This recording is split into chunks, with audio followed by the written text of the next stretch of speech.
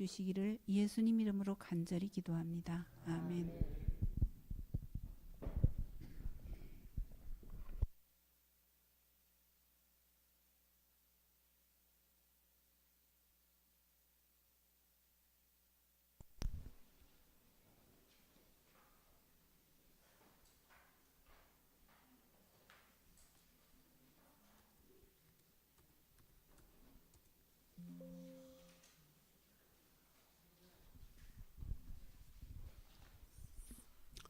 예, 우리 서천교회 성도 여러분, 한 주간도 평안하셨습니까?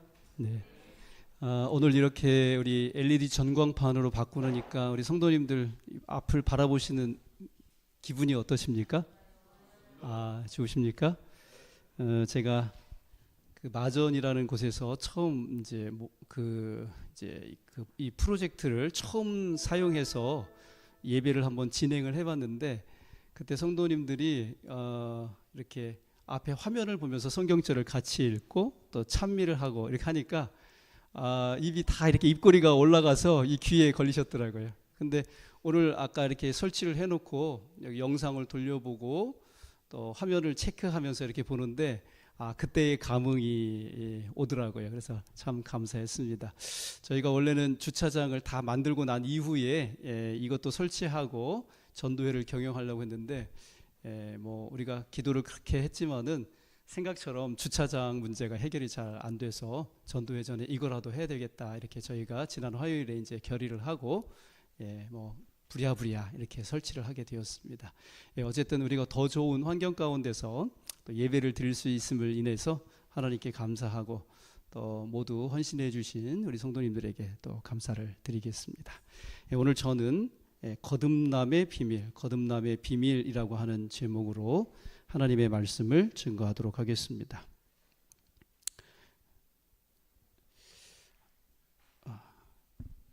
하늘나라는 어떤 사람이 갈까요? 하늘나라 어떤 사람이 가죠?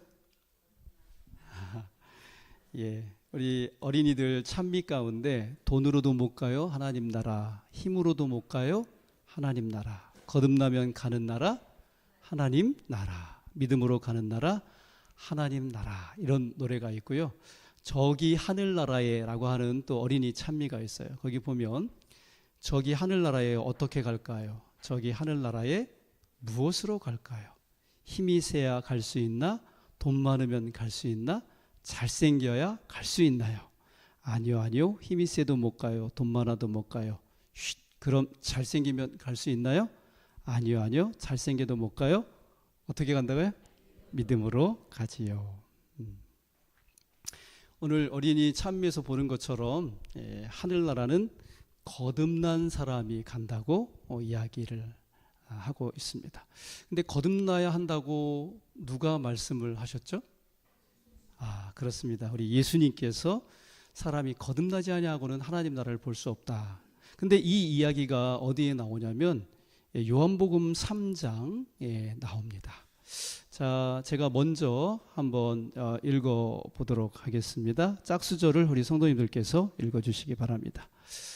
그런데 바리새인 중에 니고데모라 하는 사람이 있으니 유대인의 지도자라.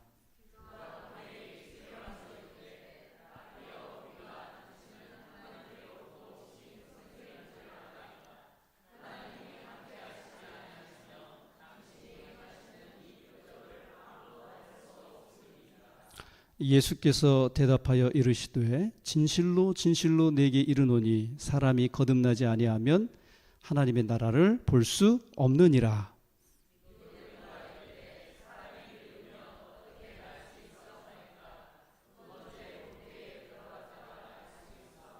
다 같이 읽겠습니다. 예수께서 대답하시되 진실로 내게 이르노니 사람이 물과 성령으로 나지 아니하면 하나님의 나라에 들어갈 수 없느니라. 아멘. 그런데 여러분, 이 니고데모가 누구입니까? 이 니고데모에 대해서 설명하기를 그런데 바리새인 중에 니고데모라 하는 사람이 있으니 유대인의 지도자라, 그렇게 이야기하고 있습니다. 바리새인이라고 하는 그런 사람들이 있었어요. 근데 또 이 니고데모가 바로 그 바리새인이었고, 바리새인일 뿐만 아니라 유대인의 뭐라고요? 지도자라 이렇게 이야기하고 있습니다. 근데 이 니고데모라고 하는 이 말의 이름은 백성의 정복자라고 하는 헬라식 이름이라고 합니다. 그런데 저는 언젠가 요한복음 3장을 읽으면서 이 요한복음 3장 1절 말씀이 이렇게 읽혀지더라고요.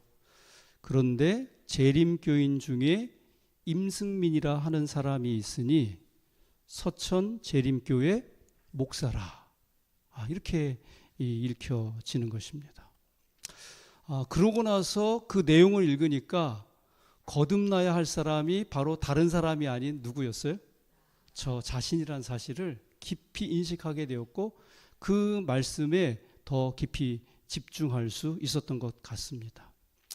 그러니까 예수님을 찾아왔던 이 니고데모가 누구냐면은 다름 아닌 오늘 이 자리에 앉아 계신 저와 여러분이 바로 예수님을 밤에 찾아간 누구라는 거예요? 니고데모라고 할 수 있는 것입니다. 근데 이 니고데모가 어떤 사람이었냐면, 여기 2절에 보니까 그가 언제 예수님을 찾아왔어요? 밤에 예수님을 찾아왔다는 것입니다. 그리고 밤에 찾아와서는 뭐라고 말을 해요? 라삐요, 우리가 당신은 하나님께로부터 오신 선생인 줄 아나이다. 그렇게 이야기를 하는 것입니다. 자, 그가 밤중에 예수님을 찾아온 행동과 그가 예수님께 하고 있는 이 말을 앞뒤로 전후사정을 살펴보면 이게 맞는 말인 것 같아요? 다른 말인 것 같아요? 여러분, 니고데모가 왜 밤중에 예수님을 찾아왔게요? 니고데모는 여기 유대인의 관원이라고 그랬죠, 그죠? 다른 말로 하면은 사내들인 회원이었습니다. 사내들인 회원은 정치적, 종교적으로 그 나라에서 가장 신망 있고 존경받는 그런 사람이었고, 아무나 들어갈 수 있지 않았어요. 어느 정도 나이도 있어야 되고, 최소한 72명 가운데 한 사람이라고 하는 것입니다. 그런데 그가 밤중에 예수님을 찾아간 것은, 예수님은 당시에 이제 30살, 31살 이렇게 되셨을 때였어요. 아주 젊은 지방 이 촌의 그 선생님이셨고, 니고데모는 최소한 50살이 넘은 그런, 정말 오늘날로 말하면 국회의원과 같은 그런 사람이었다는 것이죠. 그런데 그런 사람이 낮에 예수님을 찾아가서 예수님을 선생님하고 인정한다고 하는 것은 사람들이 볼 때 어때요? 어떻게 저렇게 국회의원으로 되는 사람이 이렇게 이 시골의 젊은 교사에 가서 저렇게 굽신거릴 수 있는가? 그런 이목을 생각했기 때문에 니고데모가 언제 예수님을 찾아갔다고요? 밤중에 찾아갔다는 것입니다. 근데 찾아가서는 그가 하는 말이 뭐라고 그러냐면은, 라삐요, 우리가 당신은 누구로부터 왔다고요? 하나님께로부터 오신 분입니다. 자, 여러분, 예수님께서 하나님께로부터 온 분이 확실하다면 니고데모가 밤에 가든 낮에 가든 상관이 있어요, 없어요? 그러니까 지금 니고데모는 자기가 지금 말하는 것하고 행동하는 것하고 같아요, 달라요? 표리부동이라고 그러죠, 그죠? 겉과 속이 같아야 되는데 겉과 속이 다른 것입니다. 근데 아까 말씀드렸습니다마는 예수님을 찾아간 그 니고데모가 바로 누구라고요? 나 자신이더라고 하는 것이죠. 그래서 저도 저 자신을 생각해 봤어요. 이제 설교하는 것처럼 제가 살면은 정말 이 세상에서 가장 존경받고 사람들의 추앙을 받아야 할 사람이 바로 담임 목사일 것입니다. 그죠? 설교 때는 어떻게 설교해요? 가장 좋은 말로, 그죠? 가장 하나님의 뜻을 포장해서 잘 이렇게 이야기하잖아요. 근데 저의 삶을 돌아보면 어떨까요? 제가 하는 말하고 제가 살아가는 행동하고 똑같을까요? 아니면 다를까요? 차이가 좀 있을까요? 그런 것 같습니다. 말은 그럴듯하지만 사실은 사랑도 없고 몰인정 속에 살아가고 있는 저 자신의 모습을 보게 되는 것입니다. 오늘 이 시간 예수님을 찾아온 여러분과 저는 과연 누구인가? 시간과 장소만 다를 뿐 바로 그 니고데모라고 하는 사실을 우리 모두가 다 깊이 헤아릴 수 있으면 참 좋겠습니다. 그런데 이렇게 와서 인사하는, 여러분 나이 지긋한 이렇게 선생님이 와가지고 예수님께 아유 선생님, 예수님은 하늘에서 오신 선생님이신 틀림없는 것 같습니다. 저는 그렇게 믿습니다. 이렇게 인사하면 우리 같으면 젊은 사람이 윗사람이 그렇게 이야기하면 어떻게 인사를 받아줘야 마땅합니까? 아이고 말씀 낮추세요. 제가 이렇게 젊은 사람인데 왜 이렇게 높이시고 그럽니까? 이렇게 해야 맞잖아요. 그죠? 근데 이 칭찬과 인정을 기대하고 온 니고데모에게 예수님께서 뭐라고 말씀하시냐면 이렇게 말씀하시는 것입니다. 사람이 거듭나지 아니하면 하나님 나라를 볼 수 없느니라. 이게 무슨 말이에요? 니고데모, 당신 말이야 안 돼. 당신 다시 태어나야 돼. 지금 이대로는 하늘나라 못 가. 예수님이 하신 말씀이 딱 이 말씀인 것입니다. 예수님을 찾아온 칭찬과 정말 그 인정을 기대하고 온 이 니고데모는 말입니다. 예수님께서 핵심을 찔러서 너 그런 몸과 마음으로는 소용없어. 이런 말을 듣게 된 것입니다. 여러분, 왜 예수님께서 이렇게 말씀을 하셨을까요? 시대의 소망 168쪽의 말씀 다 같이 읽어보겠습니다. 시작. 그는 엄한 바리새인이었고 자기의 선한 행위를 자만하는 마음을 가지고 있었다. 성전의 봉사를 받드는 일에 있어서의 그의 자선과 관대함이 높이 평가되었으므로 그는 자신이 하나님의 은총을 받고 있다고 생각했다. 그러니까 이 니고데모는요, 그 당시 모든 사람들로부터 인정받는 사람이었어요. 도덕적으로도 그렇고 하나님 앞에 행하는 모든 일도 그렇고 그가 행하는 자선 행위들을 정말 그만큼 따라갈 사람이 없었다고 하는 것이죠.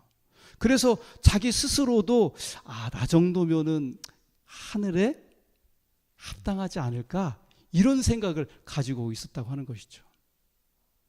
특별히 최근에 정말 하늘로부터 온 선생님인 것 같은 그 예수님이라고 하는 분이 여기저기서 설교도 하고 병자도 고치고 일을 해결하시는 그런 모습을 보면서 내가 그분한테 가서 좀 하늘에 합당한 사람인지 한번 인정 좀 받아볼까 하고 누굴 찾아갔던 거예요? 예수님을 찾아갔던 것이죠. 그런데 여러분, 이 바리새인 알기를 우리가 우습게 알면 안 된다고 하는 것입니다. 정말 이 바리새인들은요, 굉장히 대단한 사람들입니다. 아시다시피 이 바리새인들이 왜 생겨났냐면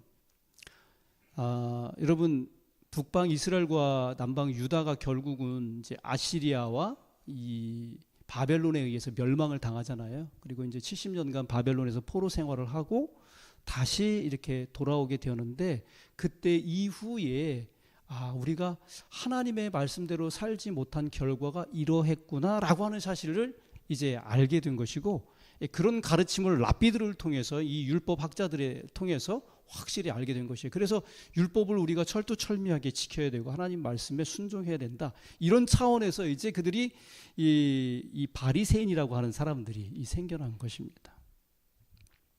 그래서 이 사람들이 죄짓지 않기 위해서 얼마나 노력을 했는지 몰라요. 이 바리새인들은요, 여기 누가복음 18장 11절로 12절의 말씀 한번 읽어볼까요? 시작. 바리새인은 서서 따로 기도하여 이르되 하나님이여, 나는 다른 사람들 곧 토색, 불의, 간음을 하는 자들과 같지 아니하고 이 세리와도 같지 아니함을 감사하나이다. 나는 일해에 2번씩 금식하고 또 소득의 11조를 드리나이다. 그러니까 이 사람들이 죄짓지 않기 위해서 열심히 기도도 하고 11조도 드리고 막 이렇게 한다는 사실을 우리가 눈치챌 수 있겠죠, 그죠? 근데 이분들이요, 지나가는 여인을 보고 마음속에 음욕을 품지 않기 위해서 눈을 감고 이렇게 갔대요. 저 앞에 이렇게 오면 여자분이 이렇게 오시잖아요. 여성이 오면 눈을 감고 갔대요. 이렇게 가다가 담벼락에다 이렇게 부딪히면 어떻게 될까요?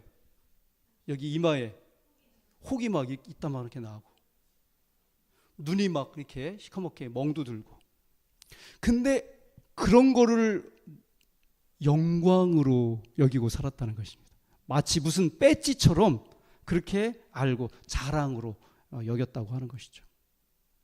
그런데 지금 예수님께서 여러분 우리 앞에 계신다면 예수님께서는 우리에게 무엇이라고 말씀하실까요? 니고데모에게 했던 그 말씀 똑같이 하실 것 같습니다. 다시 태어나야 한다. 거듭나야 한다. 우리 한국연합회 연합회장님에게도, 삼육대학 총장님에게도, 또 우리 교회의 담임 목사님에게도, 또 우리 장로님들에게도, 집사님들에게도, 이 세상 누구에게도 똑같은 말씀을 하실 거라고 생각이 됩니다. 여러분, 그렇다면 오늘 우리는 거듭났습니까? 다시 태어났습니까? 여러분, 거듭나야 하는 것이 무엇입니까? 왜 우리에게는 거듭남이 필요한 것일까요? 성경은 우리에게 우리의 본성에 대해서 다음과 같이 이야기를 해주고 있습니다. 예레미야 13장 23절 말씀 다 같이 읽겠습니다. 시작. 구수인이 그의 피부를, 표범이 그의 반점을 변하게 할 수 있느냐? 할 수 있을진데 악에 익숙한 너희도 선을 행할 수 있으리라. 그러니까 이 말씀은 그러니까 무슨 말이에요? 우리가 선을 행할 수 있다는 얘기예요? 없다는 말이에요? 없다는 말이죠. 여러분, 구수인이 피부를, 그러니까 그 쉽게 말하면 이제 흑인이 아무리 비누를 좋은 걸 쓰고 세제를 좋은 걸 쓴다 할지라도 그 피부가 하얘집니까? 하얘지지 않는다는 거죠. 표범이 그 반점을 없애기 위해서 양잿물을 쓴다고 할지라도 그 반점이 사라지겠어요? 사라지지 않는다고 하는 것이죠. 할 수 있을진데 그랬잖아요. 그러니까 할 수 없다는 것이에요. 그것이 할 수 없다면 악에 익숙한 우리도 선을 행할 수 없다는 얘기가 되는 것입니다. 쉽게 말하면 우리 사람은, 우리 본성은 죄인이라고 하는 것을, 죄성을 가지고 있다는 사실을 오늘 우리에게 이야기해 주고 있는 것입니다. 로마서 7장 18절로 19절에서 사도 바울이 다음과 같이 이야기합니다. 내 속, 곧 내 육신에 선한 것이 거하지 아니하는 줄을 아노니 원함은 내게 있으나 선을 행하는 것은 없노라. 내가 원하는 바 선은 행하지 아니하고 도리어 원하지 아니하는 바 악을 행하는도다. 사도 바울이 그가 예수 그리스도를 개인의 구주로 영접한 이후에도 자기 마음속에서 끊임없이 이 죄와 선이 이렇게 늘 이렇게 싸우는, 갈등을 일으키는 그러한 삶을 확인을 하게 된 것이죠. 그래서 그가 결국 다음과 같이 외칩니다. 우리 지난 시간에도 함께 읽었던 것 같은데요. 로마서 7장 24절 함께 읽겠습니다. 시작. 오호라 나는 곤고한 사람이로다. 이 사망의 몸에서 누가 나를 건져내랴. 그러니까 우리는 이미 지금 어디에 들어가 있냐면 이 구렁텅이에 들어와 있다는 거예요. 우리 스스로의 힘으로는 이 구렁텅이에서 나갈 수 없는 그런 상태에 우리가 지금 있다고 하는 것이죠. 그래서 누군가가 이 구렁텅이에 사다리를 내려주거나 밧줄을 내려주거나, 그래서 이 구렁텅이를 나갈 수 있는 바깥에 외부의 어떤 도움과 그런 손길이 없이는 결코 우리 스스로 우리 자신을 구원하거나 새롭게 할 수 없음에 대하여 이렇게 이야기해 주는 것입니다. 그래서 그런 얘기가 있어요. 우리의 본성이 여과 없이 그대로 드러날 때는 목사님에게 운전을 시켜보면 된다 그랬어요. 우리 목사님이 성화된 사람인지 아닌지를 알기 위해서는 뭐를 시켜보라고요? 정말 근데 운전하다 보면은 나도 모르게 정말 그런 순간들 있죠. 그죠? 너무 매너 없이 하는 그런 사람들 있어요, 없어요? 갑자기 확 들어오고 막 정말 사고가 날 뻔해서 죽을 만큼 막 그렇게 하시는 그런 사람들이 있거든요. 그러면 나도 모르게 내 입에서 욕까지는 아니더라도 거친 말이 나와야 안 나와요? 아, 죄송합니다. 저 이제 고백을 좀 하나 해야 될 게 있는데요. 제가 첫 목회지 월평동에 있을 때였어요. 월평동에 있을 때였는데 그때 이제 저희 누님하고 이제 둘째 누님, 둘째 누님하고 이제 집에 갔다 오다가 명절 지나고 나서 아마 올 때였던 것 같아요. 이렇게 오다가 월평동 시내에 이렇게 딱 접어들었는데 정말 큰일 날 뻔했어요. 정말 사고 날 뻔했어요. 근데 그때 저도 모르게 막 정말 욱하는 그런 마음이 든 것입니다. 그래가지고 그 사람이 그렇게 갔으면 그냥 가면 되잖아요. 근데 그 분을 이기지를 못하겠어요. 그래서 쫓아갔어요. 쫓아가가지고 문을 열고서 운전을 그따위로 하느냐고 이제 이렇게 삿대질을 했습니다. 그랬더니 이제 나중에 이제 저희 누님이 그러는 거예요. 그냥 가면 안 되냐? 응? 그냥 가면 안 되냐? 이렇게 하는 거예요. 근데 정말 얼마나 누님 앞에서 부끄러웠는지.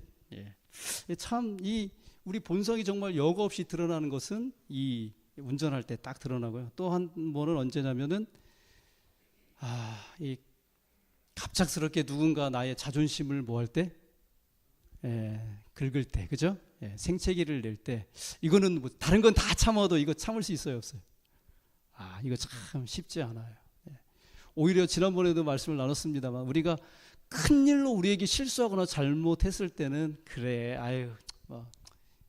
인정해주고 용서해줄 수도 있는데 내 자존심 작은 것 하나 건드렸을 때는 그거를 참기가 정말 힘들다고 하는 것입니다. 특별히 언제 가장 이 자존심 서로 상하게 할 때가 언제예요? 부부지간에 가족간에 이런 일들을 정말 우리가 하게 된다고 하는 것이죠. 그래서 정말 우리가 이런 우리의 본성을 바꾼다고 하는 것이 내 힘대로, 내 뜻대로, 내 의지대로 되지 않는다고 하는 사실을 이렇게 경험하고 느낄 때마다 절망을 하지 않을 수 없다고 하는 것입니다. 여러분, 우리의 본성을 바꾼다는 것, 그것은 과연 무엇을 말하는 것일까요? 소 키워보신 분? 우리 장로님 키워보셨네? 소를 키워보신. 소가 이렇게 누웠다가 일어날 때 앞다리부터 일어납니까? 뒷다리부터 일어납니까? 예? 자, 두 패로 우리 서천교회가 두 패로 나눠지게 생겼어요. 자, 앞다리부터 일어난다. 손 한번 들어보세요. 그냥 들어보세요. 앞다리부터 일어난다. 그럼 뒷다리부터 일어난다. 그리고 뒷다리, 다수결로 하면 뒷다리부터 일어나는 게 맞는데, 소는 무릎을 꿇고 뒷다리부터 일어납니다. 그죠? 근데 이 소에게 앞다리부터 일어나도록 맛있는 거 줄 테니까 너 앞다리부터 일어나. 이렇게 하면 일어납니까? 너 앞다리부터 안 일어나면 맞는다 하고 막대기로 때리고 훈련하면은 소가 일어날 수 있을까요? 앞다리부터? 우리 이집사님, 그렇게 하면 일어날 수 있을 것 같아요? 소는요, 죽었다 깨나도 앞다리부터 일어날 수 없다고 하는 것이죠. 근데 여러분, 말은요, 말은 앞다리부터 일어날까요? 뒷다리부터 일어날까요?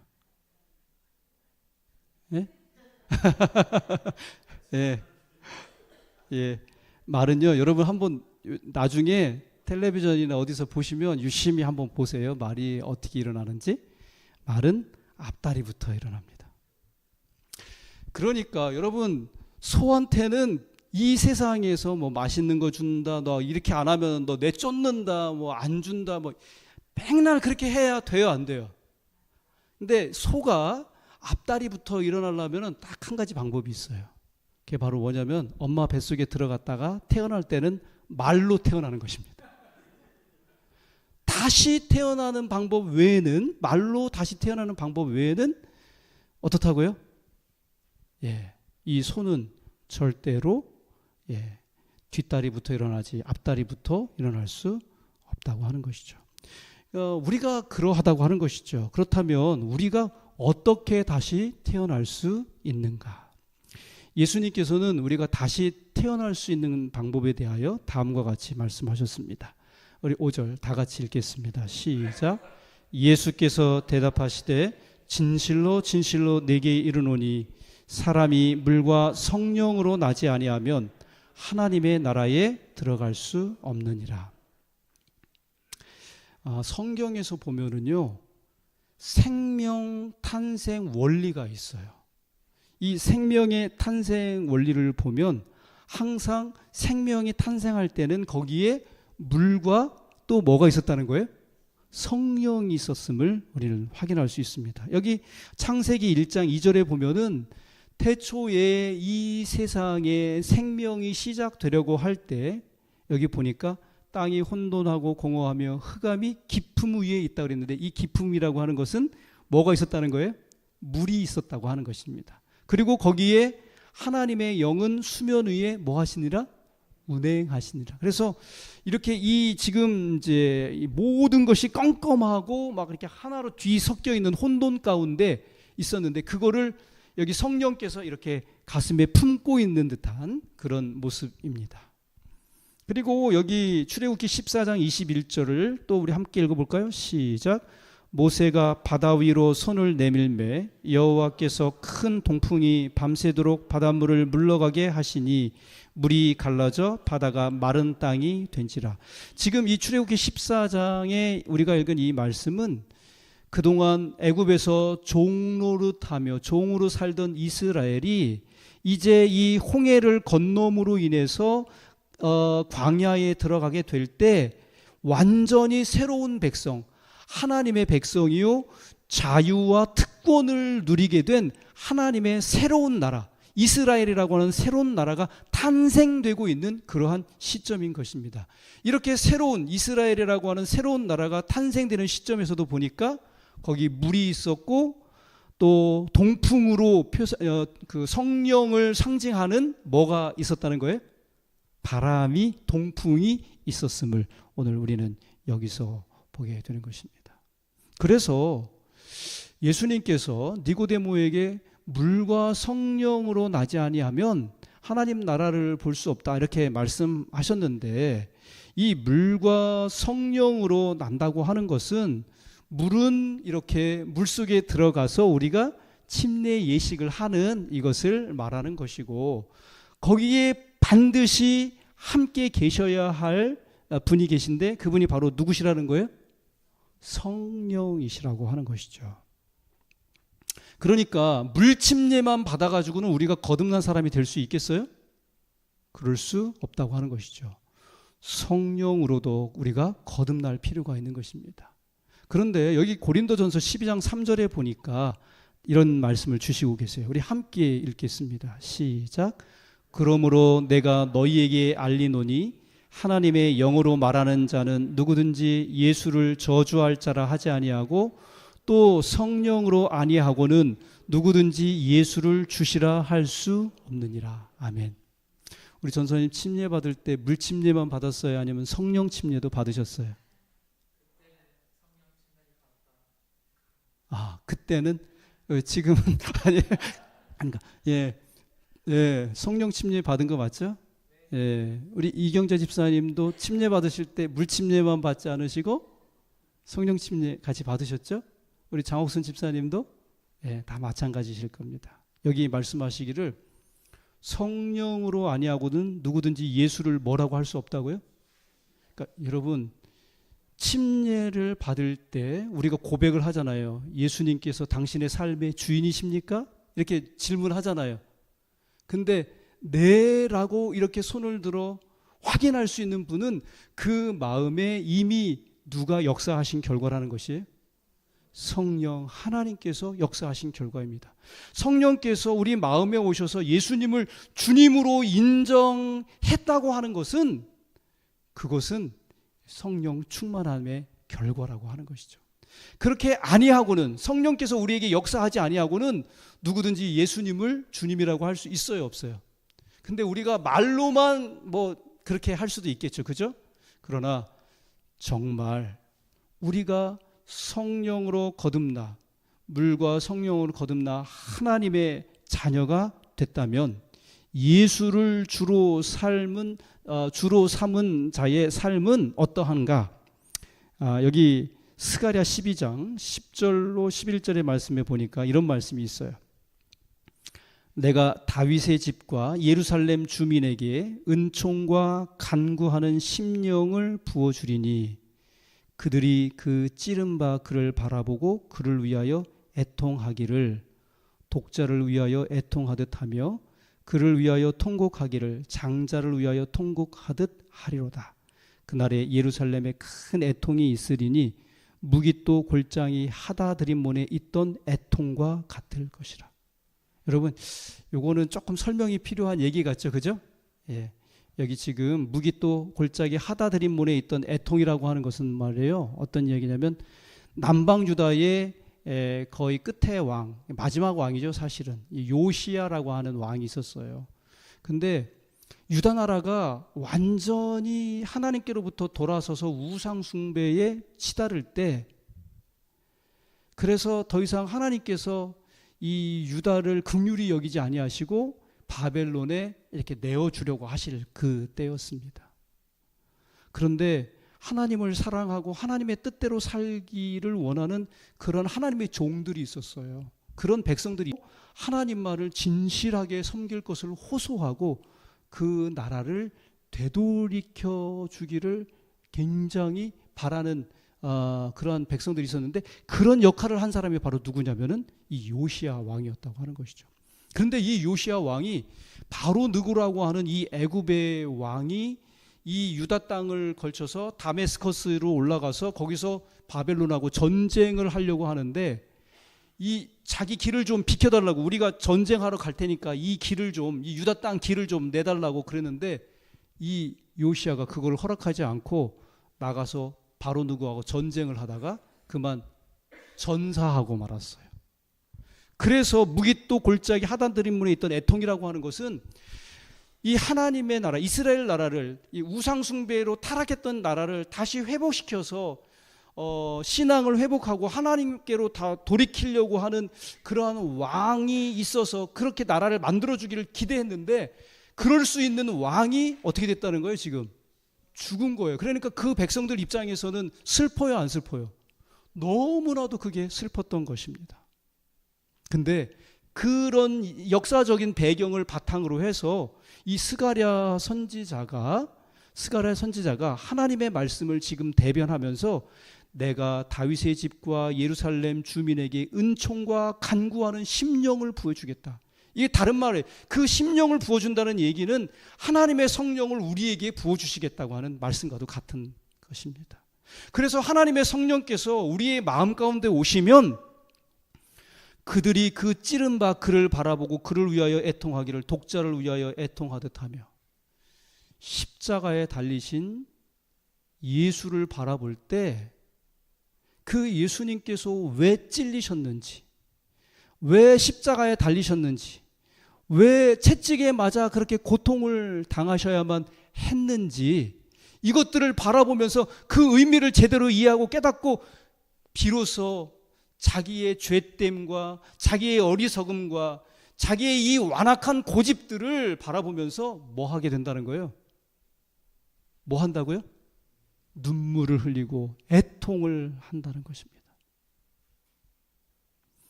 다시 한번 제가 반복합니다.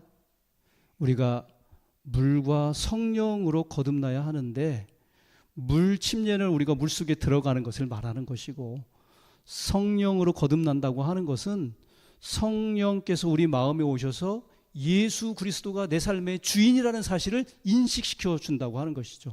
더 나아가서 우리의 인생의 주인이신 예수님께서 나를 위해서, 죄인인 나를 위해서 십자가에 못 박혀 죽으셨다는 사실을 내가 분명히 이해하고 깨달을 때, 우리는 나의 이 죄된 본성으로 인해서 하나님 앞에 뭐 할 수밖에 없다는 거예요? 당신의 영원하신 생명을 내어주신 우리 예수님을 바라보며 정말 우리 죄를 씻어낼 수 있는 참회의 눈물을 흘리실 수 있는 주님의 귀한 자녀들 다 되실 수 있기를 주님의 이름으로 축복합니다. 예수님께서 최종적으로 니고데모에게 얘기를 이제 하시게 되는데, 예수님께서 이 거듭남에 대해서 이렇게 얘기를 하니까 니고데모가 뭐라고 얘기를 해요?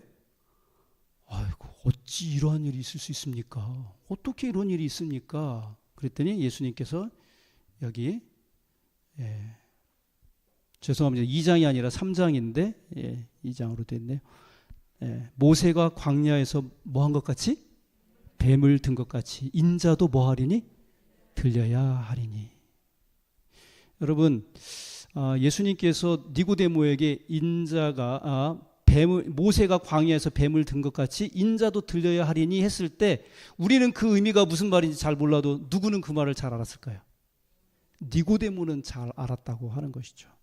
여기 민수기 21장 8절 9절에 보면은요, 맨날 일만 열면 불평하고 원망하고 이렇게 짜증내는 이스라엘 백성들을 광야 이렇게 여행할 때 하나님께서 어떻게 했냐면 잠깐 그 하나님의 보호의 손길을 어떻게 했어요? 거두셨어요. 그랬더니 이 광야에 사는 불뱀들이 나와서 어떻게 합니까? 그들을 물어버린 것입니다. 그래서 이 불뱀에 물리면은 어떻게 되는 거예요? 이제 삽시간에 다 죽어 나가는 것입니다. 그런데 여기 그때 물리게 되었을 때 이스라엘 백성들이 막 뱀에 물려 죽어갈 때 여호와께서 모세에게 이르시되 불뱀을 만들어 장대 위에 매달아라. 물린 자마다 그것을 보면 뭐하리라? 살리라. 모세가 놋뱀을 만들어 장대 위에 다니 뱀에게 물린 자가 놋뱀을 쳐다본 즉 모두 어떻게 했다고요? 살더라. 여러분, 이게 믿겨져야, 내가 뱀에 물렸는데 저 장대에 달린 뱀을 쳐다보면 산다. 믿겨져야 안 믿겨져요? 지금 어디 가야 돼요? 빨리 서해병원에 가가지고 해독제 맞고 이렇게 해야지 살잖아요. 근데 장대에 달린 이 놋뱀을 보면은 뭐 한다는 거예요? 산다는 거예요. 그러니까 그건 뭐냐면 하나님께서 지시하신 그 명령에 대해 믿으면 뭐 할 수 있다는 거예요? 살 수 있다는 것이죠. 그래서 이제 예수님께서도 그래서 십자가에 어떻게 하신다는 거예요? 우리를 위해서 달리실 거라고 하는 것이죠. 그래서 그 사실을 믿고 믿음으로 받아들인 자들은 광야에서 불뱀에 물렸던 자들이 그것을 바라봄으로 살았던 것처럼 예수 그리스도를 바라보고 그것이 왜 누구 때문에 그랬는지를 분명히 이해하고 내 마음에 이 회개와 통렬한 자복이 있게 될 때 그도 뭐 할 수 있다는 거예요? 구원받게 된다고 하는 것을 예수님께서 최종적으로 이렇게 말씀을 해주셨습니다. 마치면서 충청합회 합회장님이신 김삼배 목사님께서 이대로는 안 돼라고 하는 그런 시를 쓰셨어요. 제가 처음으로 재림연수원에 들어갔을 때인데 그 명상록을 이렇게 먼저 다녀가신 분들이 명상록을 써가지고 이렇게 다 꽂아 놓으셨어요. 근데 거기를 읽어보니까 얼마나 감동이 되는 시들이 많은지. 근데 우리 김선배 목사님이 이런 시를 써놓으셔서 제가 그때 이렇게 가져왔습니다. 이대로는 안 돼, 정말 안 돼. 모태로부터 얻은 생명으로는 안 돼. 오직 위로부터 오는 생명이라야 돼. 이대로는 안 돼, 정말 안 돼. 한 번 태어난 생명으로는 안 돼. 오직 다시 태어난 생명이라야 돼. 이대로는 안 돼, 정말 안 돼. 겉만 바꾼 모습으로는 안 돼. 오직 속이 바뀌어야 해. 이대로는 안 돼, 정말 안 돼. 처음 받은 그대로는 희망이 없어. 오직 다시 받아야 희망이 있어. 주여 위로부터 오는 생명을 주소서. 다시 태어나게 하소서. 속사람이 바뀌게 하소서. 다시 받게 하옵소서. 주여 감사합니다. 위로부터 오는 생명 주시니 다시 태어나게 하시니 속사람이 바뀌게 하시니 다시 받게 하시니 정말 감사합니다. 여러분, 그럼 언제 거듭나야 될까요? 요즘 거듭나는 거 언제 거듭나야 될까요? 지금 여기 요한복음 3장 12절에 예수님께서 니고데모에게 내가 땅의 일을 말하여도 너희가 믿지 아니하거든 하물며 하늘 일을 말하면 어떻게 믿겠느냐. 그러니까 지금 이 거듭남에 대해서 뭐라고 표현하셨어요? 땅의 일이라고 말씀하셨어요. 그러니까 하늘나라 가기 전에 우리가 거듭나야 된다고 하는 것이고, 이 거듭나야 되는 것은 이 땅에서의 일이라고 하는 것입니다. 그래서 여기 교회 증언 5권 215, 216쪽에 보면 이런 말씀이 있습니다. 그것은 지금이다. 우리는 이 세상의 도덕적 오염으로부터 우리 자신과 자녀들을 깨끗하게 유지시켜야만 할 때가 바로 지금이다. 우리는 품성의 더러운 것을 씻어내야만 하고 어린 양의 피로써 그것을 희게 만드는 시기가 있다면 바로 지금이다. 우리는 교만과 정욕과 그리고 영적 게으름에서 승리를 해야만 할 때가 있다면 그것은 지금이다. 우리가 품성의 균형진 개발을 위하여 결정적인 노력을 결심할 때가 있다면 바로 지금이다.